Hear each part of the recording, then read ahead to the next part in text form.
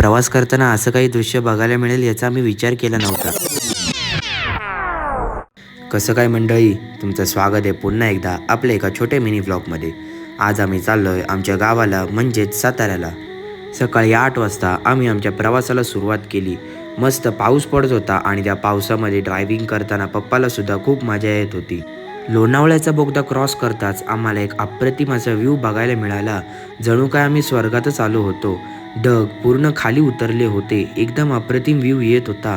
सगळीकडे धुकंच धुकं होतं. आम्ही आपली गाडी साईडला लावून थोडेसे फोटो वगैरे काढून घेतले आणि परत आपल्या जर्नीला सुरुवात केली. तुम्ही बघू शकता एकदम मस्त व्ह्यू येत होता.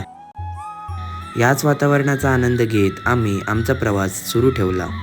आम्ही खेड शिवापूरच्या इथे सह्याद्री वडेवाल्यांकडे नाश्ता केला. मी वडापाव घेतला होता, मम्मीनी आणि मनूताईंनी मिसळ घेतली होती आणि पप्पांनी पॅटीस मागवलं होतं. टेस्ट खरंच खूप अप्रतिम होती. तिथून आम्ही निघालो, घाट उतरलो आणि आम्हाला साईबाबांचं दर्शन झालं. खरंच मूर्ती अप्रतिम होती. तिथून अर्ध्या तासांनी आम्ही आमच्या घरी पोहोचलो. 1:30 वाजता आम्ही आमच्या घरी पोहोचलो. फ्रेश झाल्यावरती लगेच आम्ही जेवायला बसलो.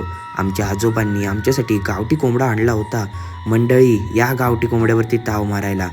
तर नक्कीच, जर तुम्हाला आजचा मिनी व्लॉग आवडला असेल तर नक्की आपल्या व्लॉगला लाईक करा, शेअर करा आणि सबस्क्राईब करायला विसरू नका. धन्यवाद.